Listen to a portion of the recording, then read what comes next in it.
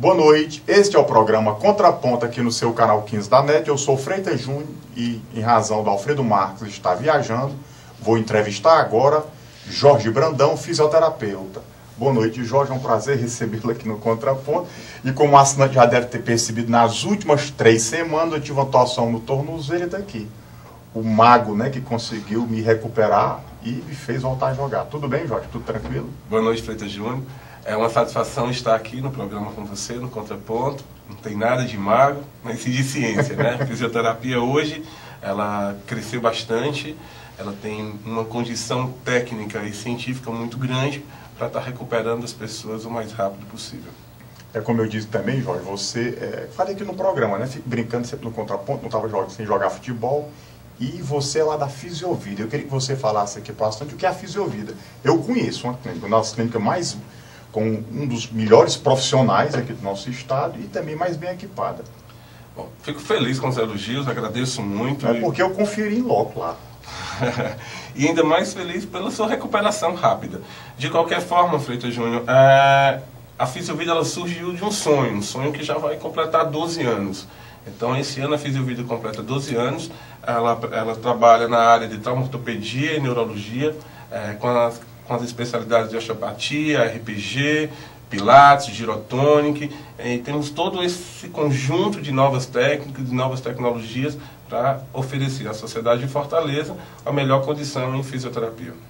Jorge, já que você falou da sua Fisiovida, o que você trouxe aqui é uma espinha dorsal, não é isso? É uma espinha dorsal, a nossa carcaça, né? Somos nós mesmos isso aqui, Jorge, uma coisa pré-histórica, né, que nós parecemos. Agora, enquanto você mostra aí, Jorge, eu queria que você explicasse para o assinante qual é o que as pessoas se cometem para procurar você lá na Fisiovida. Qual é o maior problema das pessoas? O grande problema hoje, uma pandemia, é a questão da coluna vertebral. Então, as algias na coluna vertebral, principalmente as hérnias de disco e as lombalgias. E o que é hérnia de disco? Hérnia de disco. Aí eu posso demonstrar um pouco aqui. Pode. Com o grande companheiro dos osteopatas. Parece a espinha do Alfredo, né?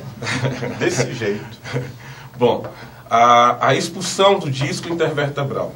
Aqui, entre essas duas peças ósseas, nós temos uma peça gelatinosa. E nós temos feixes nervosos que, à medida em que essa peça gelatinosa comprime, sai para fora dessas peças ósseas, ela comprime os feixes nervosos. A gente tem uma boa indicação aqui, essa peça vermelha seria uma hérnia de disco, e isso gera processos inflamatórios, compressões, dor e formigamento. As pessoas reclamam muito da questão do formigamento pela perna. Então, a compressão feita por a expulsão desse disco intervertebral gera dor, e isso é a hérnia de disco. As lombalgias é que a coluna nós dividimos em cervical, dorsal e lombar.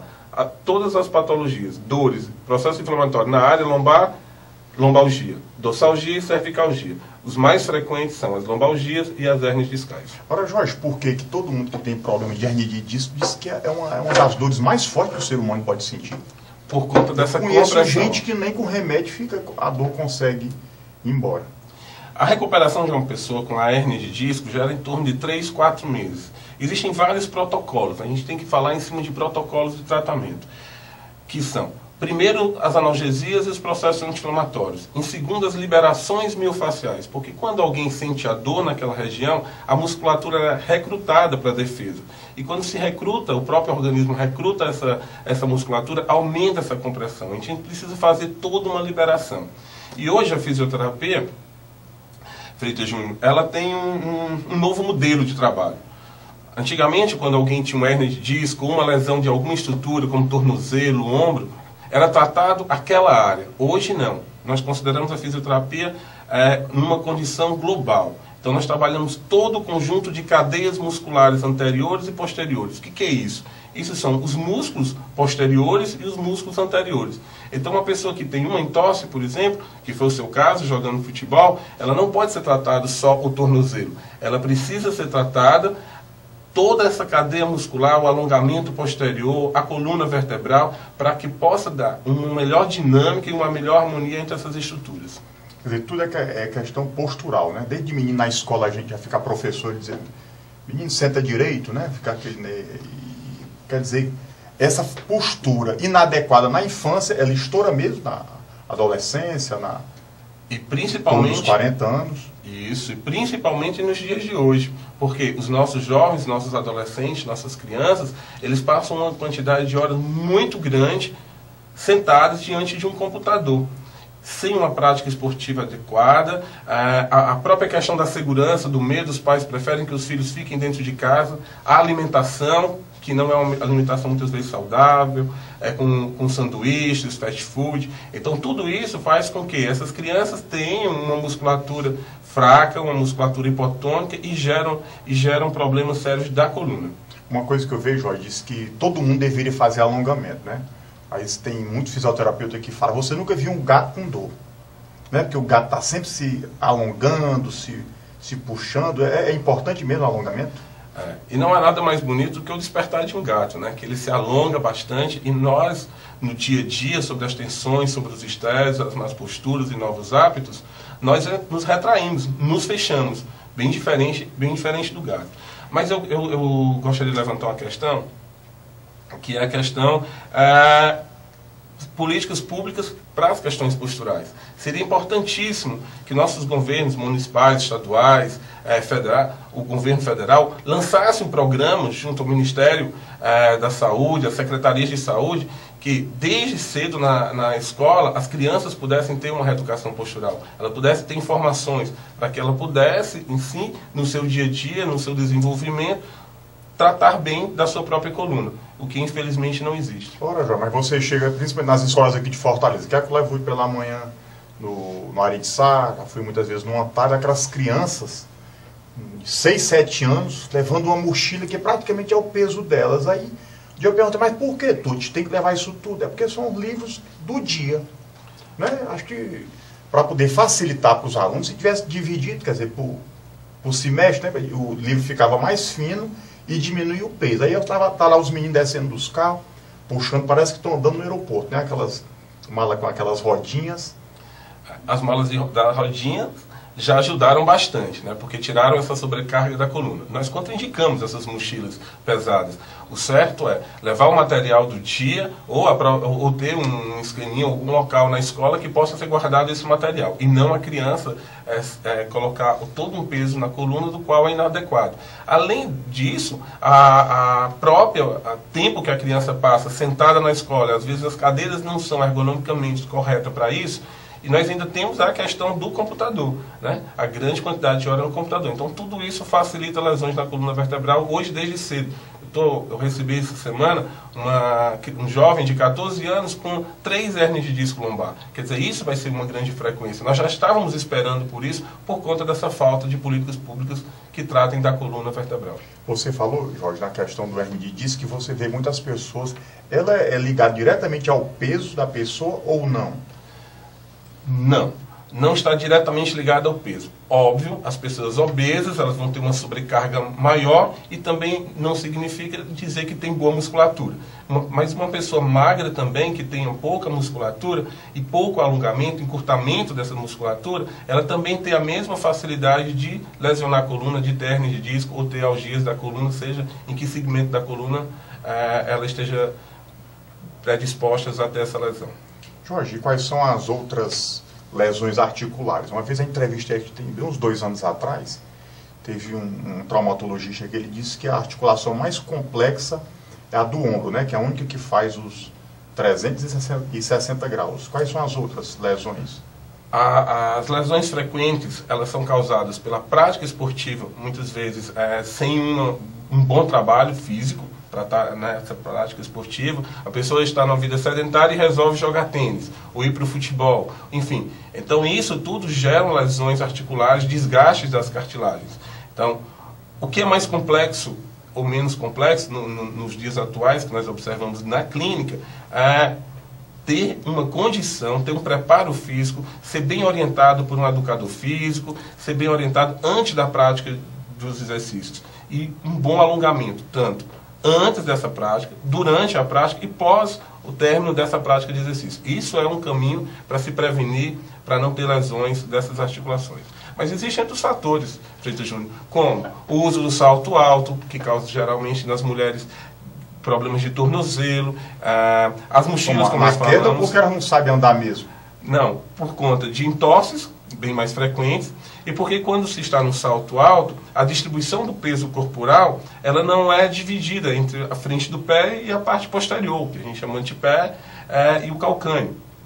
Então essa distribuição ela é errada. Quando a mulher está com salto alto, 75% do peso corporal dela está no antepé, está na frente do pé. Isso significa dizer que é uma sobrecarga desse peso e ali pode ser gerar uma lesão, uma fascite plantar, que a face do músculo fica inflamada.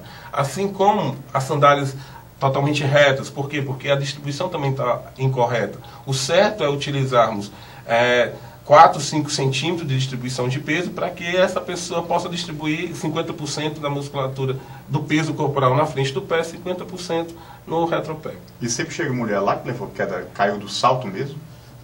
Existem muitos casos de lesões, inclusive de fraturas de tornozelo. Jorge, e quais são as outras especialidades que eu digo dentro da fisioterapia? O que cresce muito na fisioterapia hoje? A dermatofuncional, que trabalha diretamente com a questão da estética, com o pós-cirúrgico de cirurgias plásticas. Então, é uma área que cresceu muito. A saúde da mulher também, o trabalho com o assoalho pélvico, por exemplo, o acompanhamento da gravidez, durante todo o processo de gravidez, para que a mulher possa ter um parto normal, um parto natural, uma condição pós-parto. Então, é uma outra área que cresce muito em todo o Brasil. Mas a área certamente que hoje é o grande boom da fisioterapia é a área esportiva. Hoje, se você pesquisar na internet, Freitas Júnior, de 100 notícias diárias, 90% dessas notícias são sobre o esporte. E aí, diante de uma Copa do Mundo em 2014 e das Olimpíadas em 2016, o Brasil certamente, a parte de fisioterapia esportiva é a que vai mais crescer por conta dessa expansão de mercado de trabalho. Você acha mesmo que da Copa do Mundo, da Olimpíada, as pessoas vão ficar mais ligadas no esporte, vão praticar, vão se lesionar, ou é o profissional que vai ser inserido no mercado de trabalho? É o profissional, hoje, um dos cursos mais procurados, mesmo com grande crescimento de faculdades no Brasil, é o de fisioterapia. Pensando nisso, porque a mídia é muito forte em cima disso. Então, a Copa do Mundo de 2010, a fisioterapia foi uma grande estrela nessa Copa do Mundo. Então, todas as seleções tinham fisioterapeutas próprios. Todos os times de futebol têm que ter hoje. Existe uma lei, uma legalização que tem que ter o fisioterapeuta. Que antes era só o papel do massagista. Hoje não, tem o fisioterapeuta. E a recuperação, né, de ser mais rápida, porque esses jogadores ser bilionários, posso já falar assim, bilionários, ele não pode ficar parado um mês, dois, porque tem a exposição dele. Tem o do patrocinador, tem a mídia, ele tem que voltar o mais rápido possível. O que também é um grande problema no processo de recuperação, porque não é dado o tempo necessário para a recuperação. Há uma pressão por vários setores do retorno desse atleta e por isso geralmente a recuperação não é tão satisfatória. Mas, certamente, não só na necessidade hoje, porque o fisioterapeuta hoje ele não está só no processo de reabilitação. Nós nos enganamos quando acreditamos que fisioterapia é uma profissão de reabilitação.